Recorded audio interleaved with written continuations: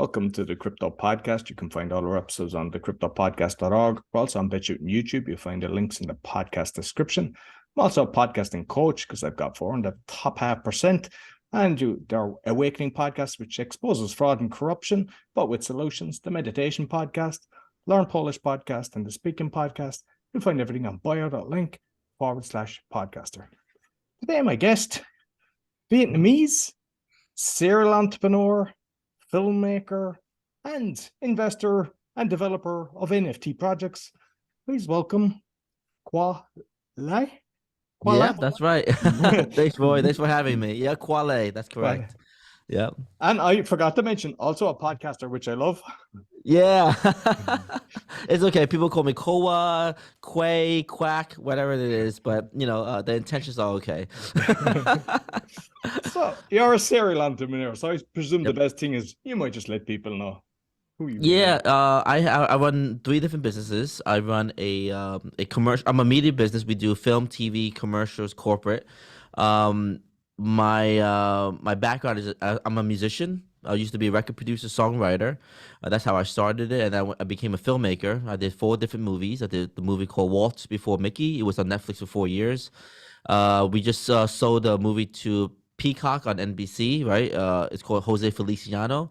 Feliz Navidad. Good time to talk about him. And then we just sold the movie called Bezos, the beginnings of Amazon. So that's a narrative feature film, and has Marcus Lemonis on it. For anyone that knows business, he's one of my guest stars up there, and then we have another movie that's an acquisition called Vanilla Ice. So, and that's my business. I do have another company called Live Picture Studios where we're in the wedding business. That what kind of pays the bills. We do 500 weddings a year in the local area, and we just started franchising the company. Well, we're going through the legal process to franchise the company, so we'll be ready for that next year. And my baby, the one that I'm so gung-ho on, is called Sutudu. That's the reason why I'm on the podcast, is to talk about the Web3, the crypto, how we're gonna solve major entertainment licensing issues that goes on with that. I would say, like, the people think that crypto is a scamming industry. Wait until if you get into the entertainment industry, that's been scamming for 100 years. But people don't know that, People like to make I call it birthing their baby, right? They write their movies and where it is, and they spend 5 years and they give it away to somebody that's almost a stranger for them to mistreat it. And I would say tons of filmmakers, especially the indies, get screwed out of it. And so I'm here to solve that problem. And we believe that what we're doing in our Sutudu project is going to do that. No, excellent. And I think you mentioned 4 films that you made. So I went into your site and I seen the trailers. Like, they're as good as you get. It's not as if, like, oh, I've done 4 pictures and you'd assume they'd be kind of low budget and they're high quality films.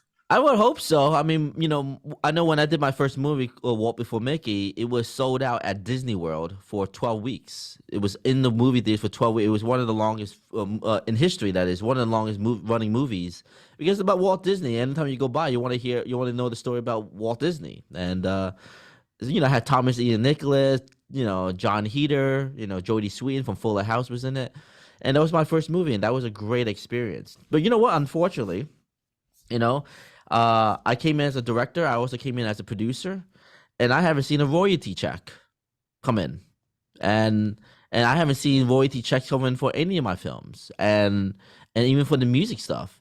And you talk to the attorneys, or you talk to the producers, and the producers said, I haven't got my check either for any royalties. And I'm like, how is that possible? I said, well, then they would say, you have a choice you want to go after them, but it's going to cost you about $250,000 to go do litigation. Is it worth it?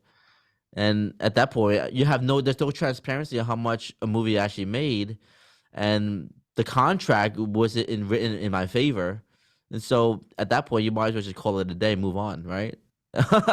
Create positive energy somewhere else. That's unbelievable. But I mean, I'm not shocked because I've seen it in all the different industries. You mentioned music, and I actually heard it on one of your shows where you were talking about basically, you have the artist coming into the room and everybody is taking something off the table and he's left with the crumbs on the table. And That's right. That's right. Yeah, I mean, it's crazy, right? You spend, I call it birthing your baby, and then you're the first one in, and you're the last one out. Everyone eats off your plate, and why are you left with the crumbs? It makes no sense. So we wanted to, with Sutudu, what we wanted to do was, what I would say is not really coined yet, but NFT licensing.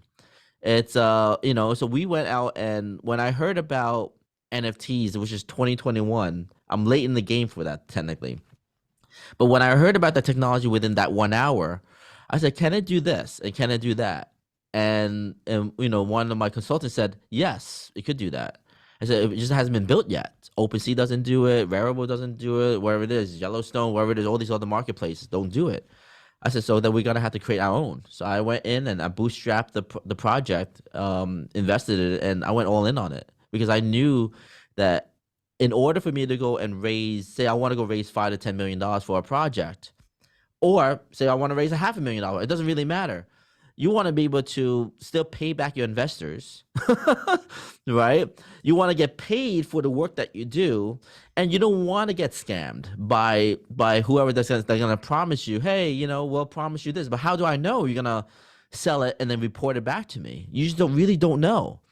And so what NFT licensing, I thought was going to solve that problem. So on our platform, and just, you can stop me here if you want to ask me another question. But on our platform, we were able to create a sales split and royalty split smart contract. And basically, you could put different equities in the license agreement. And so I had talked to my attorney, and I said, can we do this properly? He said, what's the workflow, Khoa? I said, it's quite simple. Long story short is they want the content. They could go through the regular licensing agreement, but then they have to get but the agreement will have the token. They have to own the token in their wallet in order to use the content, because that means someone has to had bought it somewhere, right? So if someone had bought the token, that bought the NFT, then everyone would got paid. That's on that that's on the NFT list, and issue solved. There's no more friction around, I didn't get paid for this, I didn't get paid for that. No, I mean, but so that's what we're trying to transform. And like looking at the kind of film industry, because a lot of the time it's raising funds. So somebody could actually create a project, get kind of like crowdfunding investors who know the project you're going to create. You could even have actors coming in or producers and go, okay, you're getting 5%. The investors come in at a tiny little percent, and then they have the ability of selling it on as well. Like you could actually create a project that you're getting paid straight away, and then the royalties instead of all the fraud that's going on.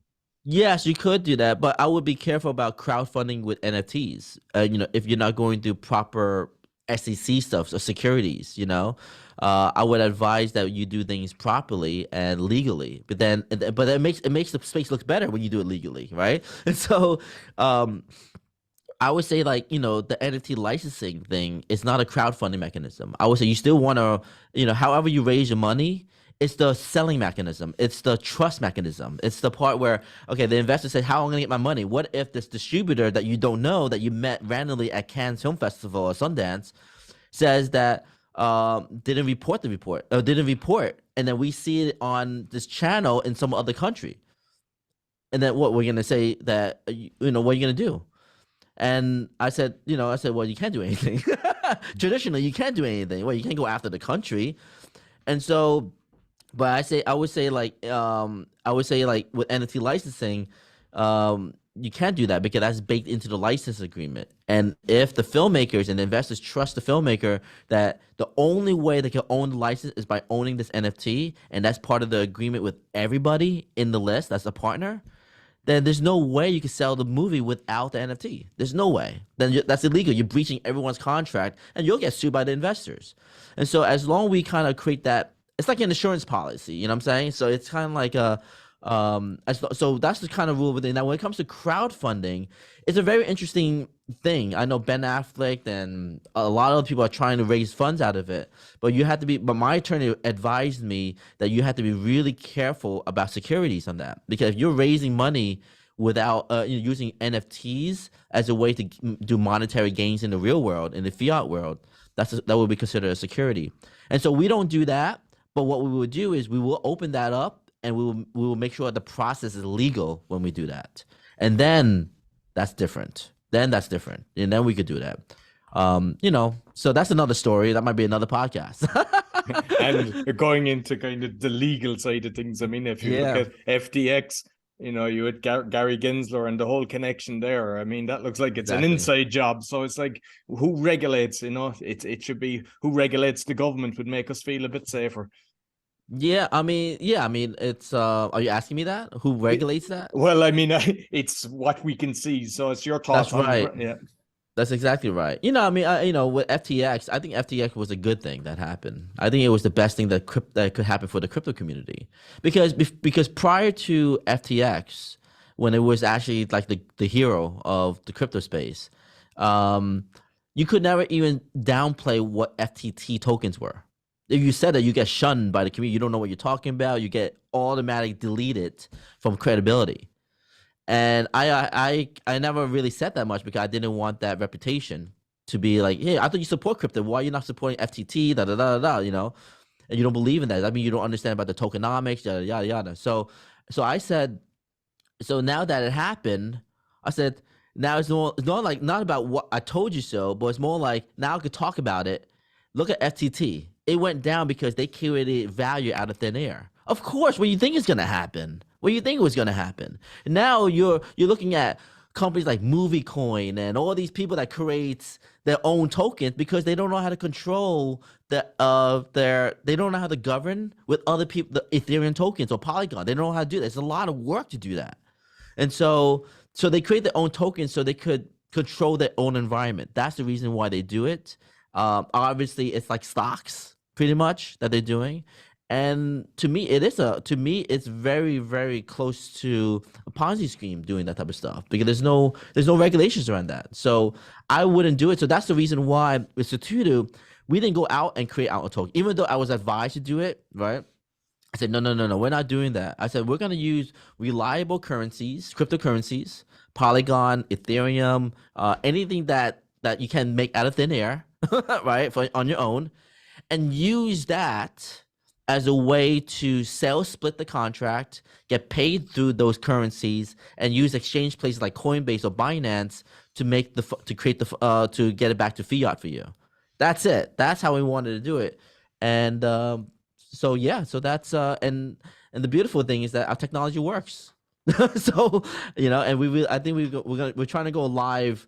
We're going to go live right after Christmas. Excellent. Fully live. Yep.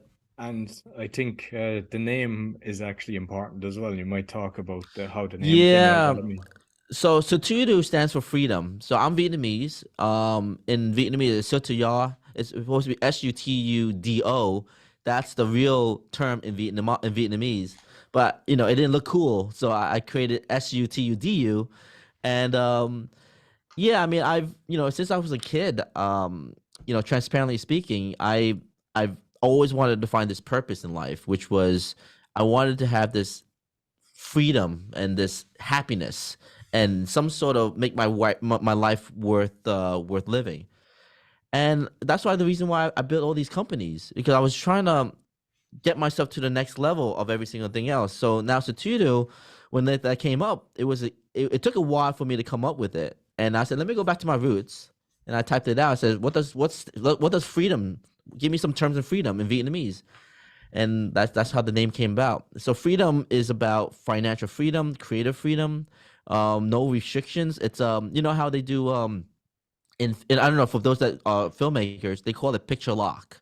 You lock the picture, and then once you give it to the distributor, it's all gone. You have no freedom off of that content anymore.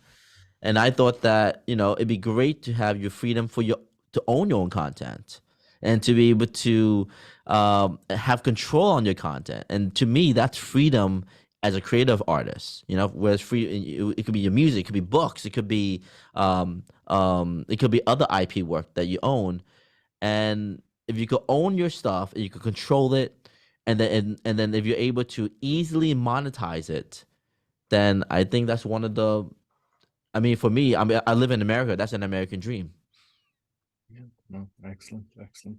And Hmm. which, because I know you're launching, but I'm assuming you know the fees, because like say OpenSea, I don't know, is it 2.5 or 3%?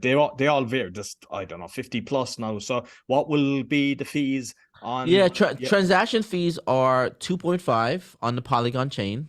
Not a lot at all. Um, it's 2.5% transaction fee. And that's it. You know, and because it's Polygon, you're minting for 0.001 cents. So you could instantly mint. So you don't technically need to whitelist certain things unless you have this crowd, you know, because whitelisting and everything else was made because the network was so damn slow with Ethereum. But Polygon is really like, at lightning speed. The only time you're gonna whitelist is because you got a waiting list that wants to get in first before it gets sold out. That's the only time you do it. But you could instantly, so as a user, as a creator, you can actually mint for the consumer, so they don't have to pay the gas fees that you have paid for. You know what I'm saying? yeah. Um, Another portion of it, but then you could do lazy minting. On our platform, you can also do ERC 721s on the Polygon chain. OpenSea only does 1155, and you cannot instantly mint on the blockchain. So that means you have to, with OpenSea. I'm not trying to badge on them because they're a big trendsetter for us, but there are also a lot of flaws around it. So OpenSea, you can only do lazy minting. That means that if you mint something and you have another application, it's not on the blockchain until you transfer it or someone buys it, right? We could instantly mint it and then you're ready to go. So you're not having, and then obviously on our side, you could create up to 10 wallets under one single NFT to split. Royalties can have up to 10 wallets, and you could do up to 10 time zones on it, time frames on it. Meaning that I might give you 10% for the first year, and then the second year might be 8%, and the third year might be 6%. And then you could do, and then your last year, your fifth year could be forever, for 2% for forever, you know? Another unique feature that we have is the first time buyer royalty. So let's just say you brought in your early adopters. They believe in your project. They're the one that takes the risk. Are you going to reward them the same way as everyone else gets rewarded? That the one that are the followers. No, you want to make it a little more special for at least as an option, make it more special. So we enable an option where, as a creator, you are able to offer them royalties with you, so they become a partner upon purchase of a token. So if you sold a token for $2,000, something, or $5,000 or whatever it is, you could give them a 2.5, 3% royalty. So, you own 5%, they own 3%, it becomes an 8% royalty, except that now they go into the blockchain, and every time it gets transacted in the secondary sales, he or she will get paid in the royalty side of the thing. Imagine owning 2% of Bored Ape. You know what I'm saying? A Bored Ape, when it came out, you'll be rich with the early adopter, as an early adopter. So we thought that was really cool. And you know what? Because we're still early in our stages. We don't have any real reporting features like OpenSea does. Like you can see top 10 NFTs, analytics, and But I think about it. I think that's a good thing that we don't have that yet. Is because we're trying to get people out of the mindset of trying to flip an NFT. We're trying to get them out of it. We want to get them to say, "Hey, buy this NFT because it's all utility NFTs." I give an example. Tell me if I'm talking too much here. So I give you an example. So I had a recent client. We haven't opened yet, right? But I have a paying client for our media services, and we do retainer services, right? For marketing and stuff. And so he goes, "Can I pay you 10 hours? How much is it worth for 10 hours of marketing service with us?" "Oh, it's $100 an hour." All right. "Oh, that's affordable. Cool." And he goes, "How do you want to pay us? You want to pay in? I could invoice you, Zelle, right, Venmo, or a credit card." And I said, "Or NFT." And he goes, "What do you mean NFT?" And he goes, "Yeah, I will mint the NFT for you, and you'll buy the NFT." And I said, it says, "Oh, that's interesting." I said, "Yeah." I said, "But the cool thing about that is, what's the difference? Why should I buy the NFT versus just giving you a regular invoice?" And I said, "Well, the difference is that if you don't use up all the hours, then you can actually resell it to somebody else and save money. It might not be the same amount that you sold it for, but you saved money because you have 5 hours left. If you don't use it, you're gonna lose it, you know. And he thought it was great. So they chose. So two of my clients chose the NFT route to paying us, which is very interesting. So in the invoice, you put a description in. Same thing in NFT, we put a description in what the service we're providing. And then what I did was I wanted to show to the community what our platform could actually do. So I did a sales split. I put 10% into our quote unquote future DAO because we want to be an investor into future projects. So as we do projects, automatically 10% goes into a wallet. Everyone's gonna know what wallet that is, and they could do self calculation. And so when we bring the DAO in, everyone's gonna know how much it has in there, right? And so so that was a pretty cool feature too. And then transparently, the customer would say, I own this NFT, I could resell it, but even better, I have another additional workflow because I'm a legit business. I would create a receipt in our books to show that when we extract it to a fiat currency, we would create a receipt to make sure that the NFT was purchased as a service in the books. So now we legitimize the taxing issues that people have questions with. So that's how we're using NFTs, and it doesn't sound efficient. It doesn't sound like that, but it's definitely done properly from a legal side of things. And anyone that has that's in business or anyone that's sort of that questions if NFTs are scams. Well, first of all, NFTs is a technology, not a scam, right? Then I would say that look, this is the workflow that we're doing. There's nothing different than you sending me a Zelle payment and then me sending you an invoice and a contract, except that I'm sending you're paying me an NFT, and here's a contract, and here's the receipt of it. There's no difference, And except that you have a cute image, and you guys see it transparently, and you know that by history, you know that you have a receipt with us on the blockchain. And with somebody buying, say, the hours, like say the 10 hours, if he say uses 5 and resells, is there a certain percentage then that's taken that you have in the contract that he's aware? Because I'm assuming he's not selling at 100%, like, because so no, so we're for our platform, so for that type of service, no, if he was to resell, I would put a royalty on it. If he was to resell it, and I could put a 5%, 7.5% royalty on it. So if he was to resell it, the creator would make money off of it. Sure. Absolutely there's a royalty. And you can split the royalty. So you have partners selling the tokens and whatever it is you could do. That's pretty cool. And then what we're going to do, so we have marketplace is nothing without an ecosystem, right, in place. So we built out another application called Utility Manager. Basically, those utilities will be put on public display. So all the tokens that at least for the KVOP side of things, will be public display. And then you're able to see that how much hours is left on that token to be used for marketing services. So when someone buys it, they're not buying it, they'll asking somebody how many hours is in there. They know exactly how many hours is in the NFT. For us, it doesn't matter. Someone bought it for $1,000. We're honoring the $1,000 of services. Or $5,000 services, whatever it is. And so it's a really new concept. It's very interesting. And to the new people, when I offered out, and this is suggestions for anybody that wants to, I wouldn't call it convince, but but I would say persuade them into another option, is to offer them, do you want to get paid do you want to pay our services in NFT? And trust me, they're going to go through the 30 minutes to set up their wallet because they want to do something new. It's an experience for them. And I really got multiple people that never touched crypto, never touched an NFT, or were scared about it or don't understand it, working towards setting up their wallet to get an NFT because this gives them a reason why, because they want my services.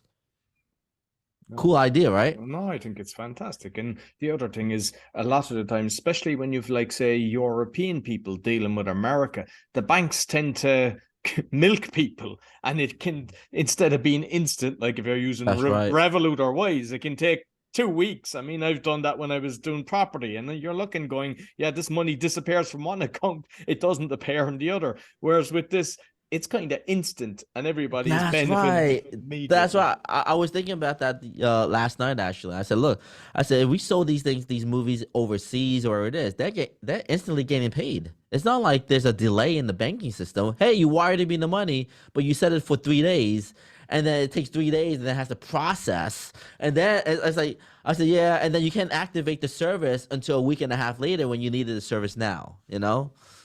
Exactly.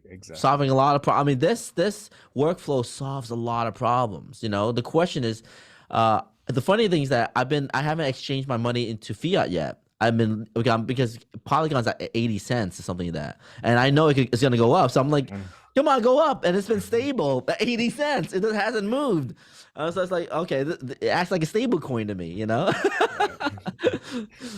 So because I saw it with OpenSea, there's a lot of people using bots, and yeah, some people kind of say, oh, they're using the bots to go in and do the bidding for them and everything. But to me, I find bots is kind of ruining the whole system. Is that something that you're actually looking at? Yeah, we don't. So right now, we have an auction, and you could, but the user at the end of the day has to accept the offer. There's no automatic acceptance of an offer. I know on OpenSea, you put it out there and you're gonna sell it blanket. It's like an eBay sniper thing, right? And then all of a sudden, the minute you put it on list at this price, it gets bought. No, we don't have that system in place. It's more like make an auction, and it's up to the users to say accept the offer. That's all. No. It's manually based. We also don't have a transfer system yet. So that's part of our roadmap. So obviously you could transfer NFTs, which is also a problem too, because I have like 200 NFTs that I never asked for. It's like spam email, and I can't hide them in my profile. So when I connect it to Instagram, I'm endlessly scrolling to look for my content, and I can't find it. So I have to, and so you put your wallet on Twitter, your Ethereum address, you're getting spammed. It's like putting your email on blast, and so the way we're gonna go approach the solving that problem on our platform is to when you're doing a transfer, you have to accept it on the other end. That's all. If someone wants to transfer, notification, email, you want to accept or reject. That's all. Accept or reject. So it's an investment to do that, because that's a huge. Actually, doing transfer sounds easy, but it is an infrastructure change on our end. But that's gonna be part of phase 2 in our development. We got a lot of phases on our phase 2.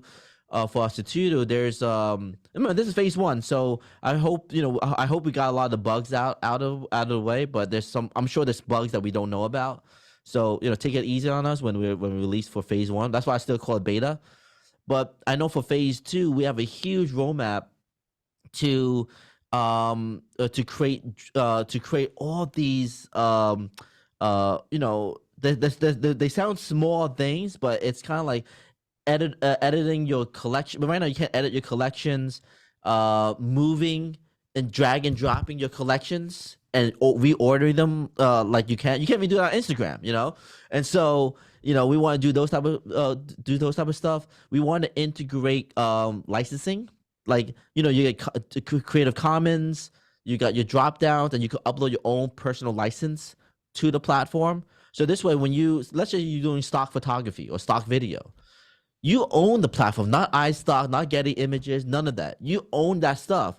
Now, if you're doing stock photography, you create your own license. Do you want to get it used? And then if it was to get resold, great, you're getting a percentage because they're reselling it for you, right? So or you could restrict that access from doing that. And so, we're adding these licensing features in there, and then the next thing is this, we want to listen to the people, right? We want to be able to listen to what they want, what they think is going to be cool. And I hope that what they ask for is something that people want to use fully. And then if they want to use it, we'll make it. That's all that is. Excellent. And say with like photography or art, digital art and things like that, where is it actually stored? Because that was one of the things that I kind of, through conversations on the podcast, I thought it was actually all in the blockchain, but it's not. It's stored somewhere. What way is it going to be done? So it's on IPFS, but you get to choose the option. So you got to, when you create your profile, you're gonna say you want to freeze your metadata, which means it stores everything on IPFS, right? And I've never heard of that before. You might explain. Oh, gotcha. So IPFS is your content decentralization system, right? You cannot change it, anything like that. But if you want to not store an IPFS for whatever reason, you could unlock that, but then it would just say that it's not on IPFS. That's all it is. So then you could either choose to trust it or not trust the content. You know, I wouldn't know why you wouldn't do it. But then, from what I hear, there's some people that don't want to do it. So we create both options. We recommend that you freeze your metadata, and it's done. And Now, is that actually a cost that people have to pay for that, or is no, it no, that's all. No. so who's actually, because it's down to storage. So who's actually storage? Who's Yeah, you know what? We're not paying for IPFS storage. But who does? Like who's actually controlling that? Um, well, it's supposed to be decentralized server. I actually don't know if we're paying for IPFS server because I have my developers. That's a good question. I don't know, but but I'm gonna figure out who pays for the IPFS storage.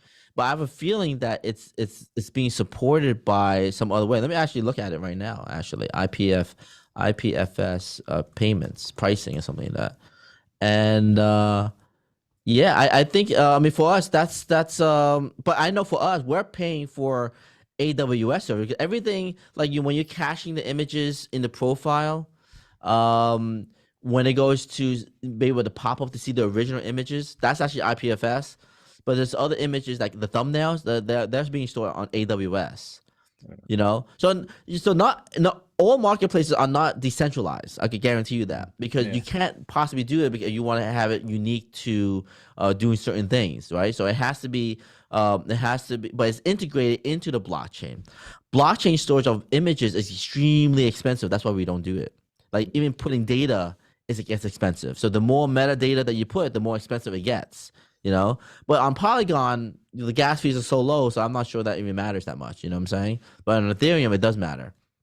But yeah, that's so it's basically you can always look at the marketplace as like you can build your own Shopify account. Think about it that way, for free. And the only thing that is that how you're doing the transaction is like a credit card, and the credit card is 2.5%. That's it. There's no other thing. So you're selling on Instagram, Amazon, eBay. Well, they're 8 to 12%, and some of them, and sometimes Amazon goes up to 20%, depending what product you're selling.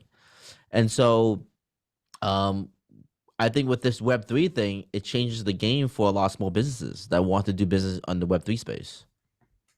And because I've heard a load using the AWS. I mean, we've seen Blockbuster go, we've seen Kodak go. If Amazon, if they get caught up with something and that disappears overnight, I'm kind of thinking of a backup. Like so, basically, the thing. Is there a kind of backup that would be a protection then? Yeah, so for us, I would say AWS is definitely a backup for us. So if say someone reported someone put nudity images up there or something really offensive and someone reported it, and then our back end is that our admins will look into the report and then we can choose to delete it. The minute we delete it, it's gone on AWS as well. It's gone on, but on IPFS, it stayed there, but it's off. You can't take it off IPFS, but it's gone off AWS, but it's gone off our platform. But on the blockchain, you can actually re-import it back to your MetaMask wallet and see the image still. You know what I'm saying? Because it's on the blockchain, you can't take it out. So that's a good thing.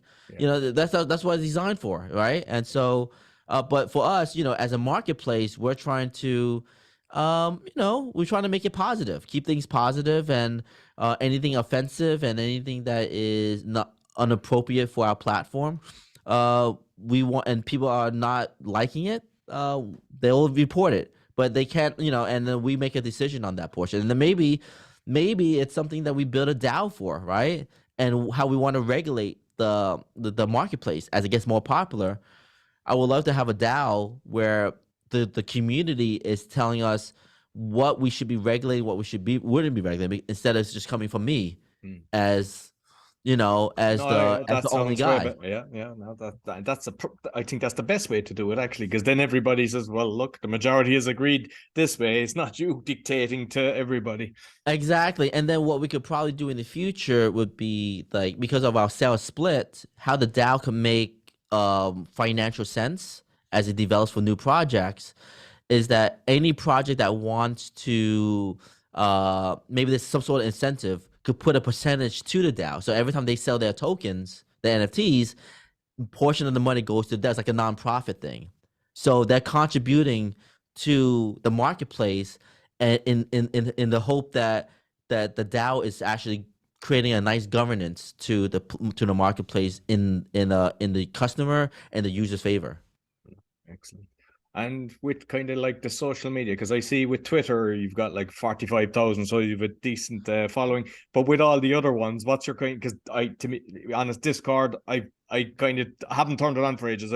It's kind of got me demented because spammers, you mentioned That's right. getting free NFTs. I've got that as well. And I got one where it was like it's like graphic naked. And you're going, how can I hide this? Somebody just send it. That's right. They just send it to you. Right. Yeah, that's exactly right. And that's, there's a lot, we're still in early phases, but the answer is for us on Discord, we have a Discord, but you have to buy what we call an alpha film, alpha music. We have an alpha in our collection. It's called Creative Alpha Freedom, right? Creative Freedom Alpha, sorry. If you buy one of our tokens, then you actually access our Discord in private channels. And the purchase to get in is really low cost, $65, right? 80matic pretty much. And so we didn't want to open up the Discord for everybody, And because I'm legitimate, you can look at me on Google. I'm on IMDb. I do my movies. And hopefully there's some trust involved in here. And so if you believe in that community and how we're doing it, I would advise everyone to do that. If they're doing the Discord, have people buy into a Discord if you want to see. Now you could go into a general channel, just don't go turn off your DMs. Don't click on any links in the general channel, those type of stuff. We want to advise on that. But then if you want to connect with the community, invest into a token, support the community as well. It costs you 3 lunches, or maybe 6 Starbucks, 7 Starbucks drinks, and then you can support a community, be part of the alpha group, and have a seat at the table, because we want to build this community up to communicate and move things forward, and to know what everyone wants to happen in the future, and talk about the problem and how we're going to solve it.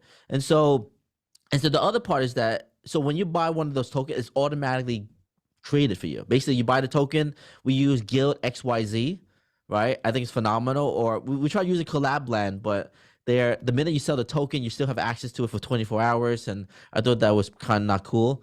So we went with Guild XYZ.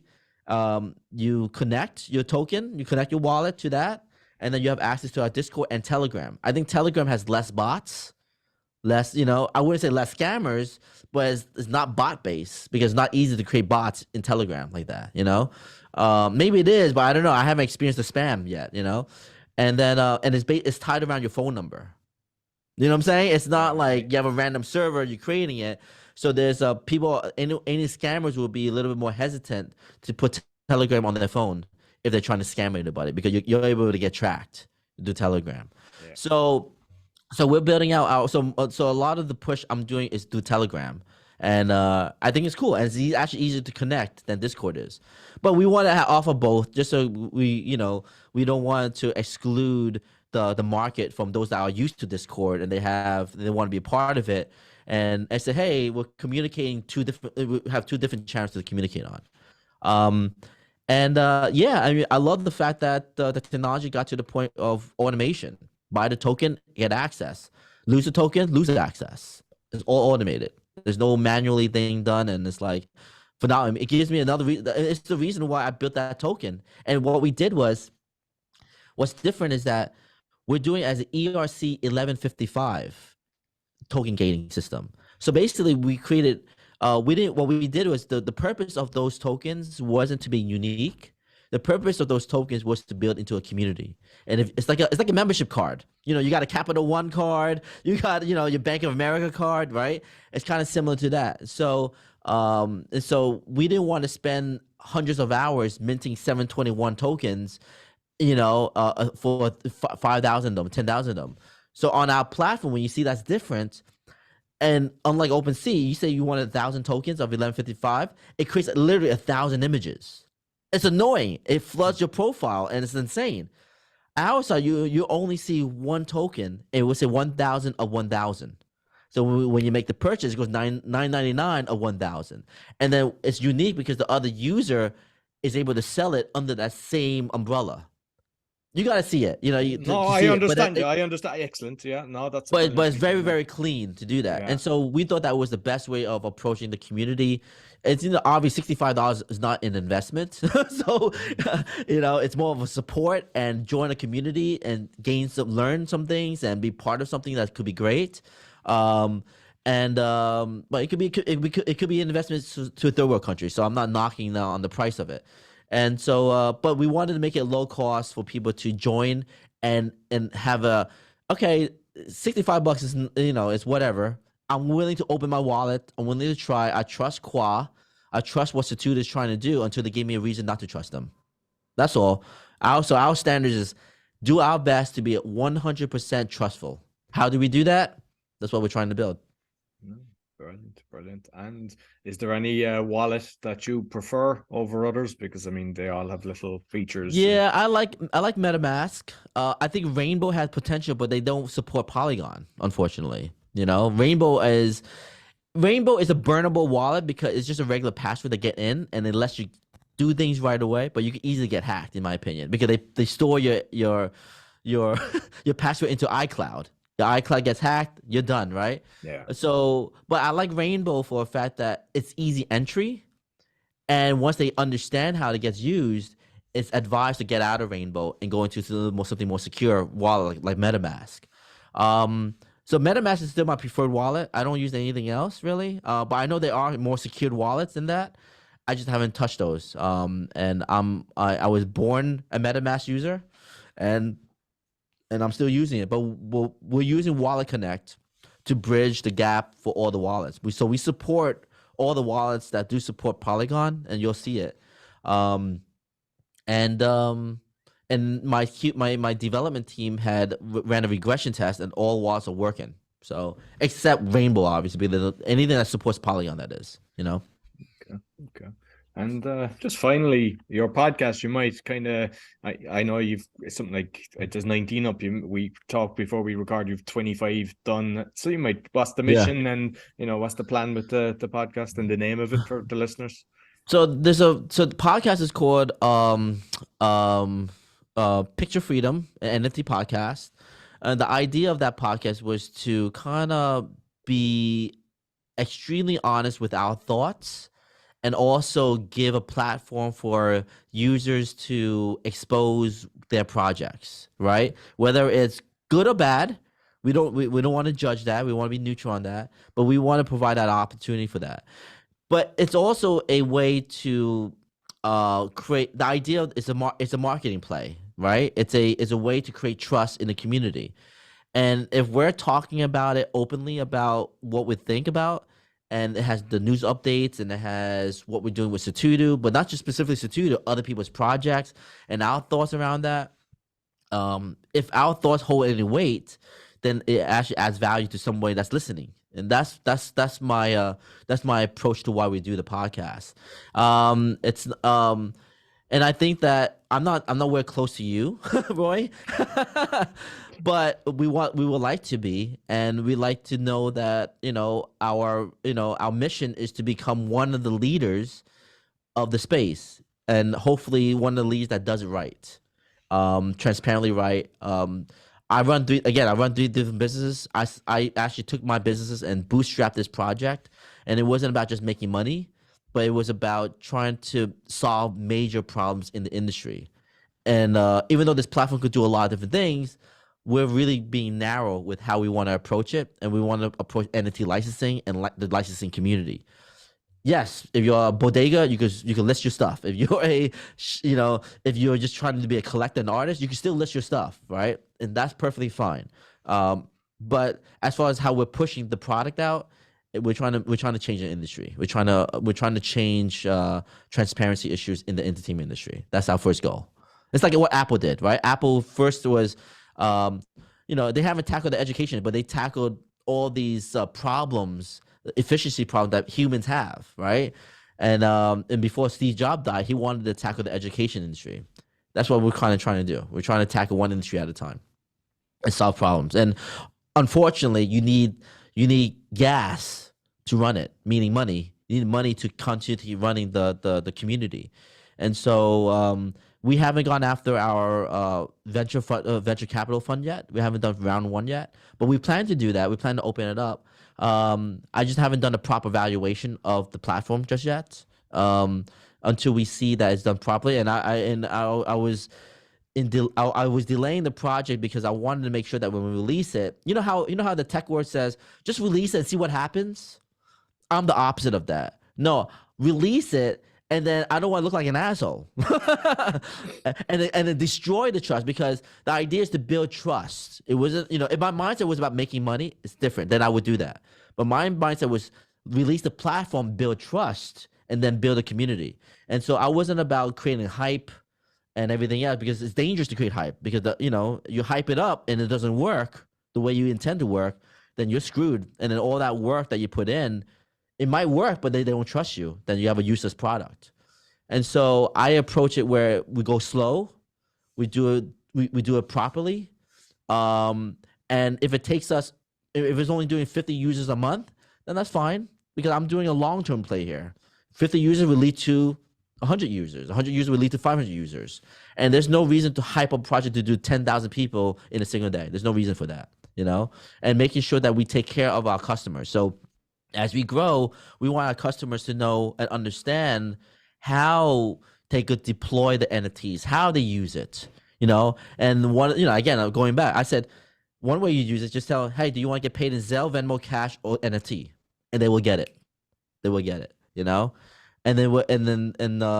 yeah, so that's our approach. And I'm sure the hype community and the drop community won't like that, but that's the reason why I built it. And I know the community that wants trust and transparency, and they want to know that they could go onto a community and they could go into a platform where they're not gonna get rug pulled. I'm sure that's a much longer term play, right? No, absolutely. And to be honest, I think it's the mission as well, the passion, the mission, because you're in the industry and you're going to help so many people. A slow burner, what you've just said makes so much sense, because normally people just, let's get it out there and then we'll fix the problems. But as you say, there is too much dirt in this industry. That's right. The way you're doing it is the right way to do it. And me listening, because I actually stepped back. I was creating digital art, and it was like, it's the Wild West. And I was like, there's nothing that I trust, to be honest with you. I was like, right. I'm going to step back and take my time instead of just going in it'll be grand and then try to move it or whatever. It's like, no, it's not. You're better off making sure. So I've kind of in the same way, because I've got photographers and artists and everything, but for the projects that I'm doing, I want to do it right as well. And so I love what you're doing. Yeah, I mean, your podcast, you have 850 podcasts. You should be gating your podcast, own a token for those that are serious about wanting your podcast. So your podcast is being supported. You know what I'm saying? So you could continue, because if you're providing a platform for thousands of people to listen to stuff, that's a value. And so someone like me, I would pay $50 to $100 to be part of your community. You know what I'm saying? Because you're gonna give me 3 podcasts or 4 podcast chances in a year. You know what I'm saying? And I would say that's a utility. That's huge if you have the following. If Rogan put an NFT project together and you get to be on the Rogan show, you know how much that would cost? There's value out of that, And so NFTs should be, in my opinion, look, the art collection is great. That's a utility itself. It's appreciating art, the story behind it. But to the practical user, because they haven't transitioned into, they're still in physical format still. They haven't transitioned to fully digital. And with social media, you got to bridge the gap. And so you got to provide something practical with it, And then if they could appreciate the art at the same time as using it for something else, then eventually they'll just buy the art just because they buy the art, I think that's how it's going to work, in my opinion. Excellent. Listen, thoroughly enjoyed our conversation. You might let people know how they can find you. Yeah, so basically we're gonna go live talking to my developers today. We're supposed to go live tomorrow, but then we had one question about it. So it's sutudu.com, right? It's either gonna be tomorrow or Monday. If it's not, if you see a password protected, I'm sure it's not released yet. So the podcast is not released, but it's sutudu.com. That's how you find the platform. If you want to follow me on my Twitter, it's Khoale Films, Khoale Films. And obviously, you want to follow our Twitter, it's Sutudu, at Sutudu. And we're active on Instagram. We're not really active on TikTok. We try to be. It's just a different platform. But Khoale Films on Instagram, and you can just Google me, and you can find me anywhere really, because I have all these companies and stuff. So I'm a public display, so you can't get away from me. And that's really it. Yeah, that's really it. Okay, perfect. Well, Roy? I'll make sure I'll put both the links, both on the audio and the video, and it'll be out. So basically, I'll put this out on the Sunday. So it's the Monday he's talking about is actually the next day of. So if you're listening as it's released, it'll be around, I don't know, 29th or something like that, or 24th. Awesome. Yeah. Well, thank you, Roy, for the platform. Thank you for the listeners. I always appreciate people like yourself doing this type of work. There's a passion to it. You're doing 850. Obviously, there's a passion for it, and so I really appreciate it. So if you have your NFT project, let me know. I'm gonna support it for sure, 100%. Okay, thank you very much. So. That's all for the Crypto Podcast. You find all our episodes on thecryptopodcast.org. As mentioned, we're on BitChute and YouTube. And I'm a podcasting coach. You'll find everything on bio.link/podcaster. Sure to give us a thumbs up, 5-star rating. And make sure you give his podcast a 5-star rating as well, because he likes to go up the charts as well and get more people listening to the good boys. Until next week, take care.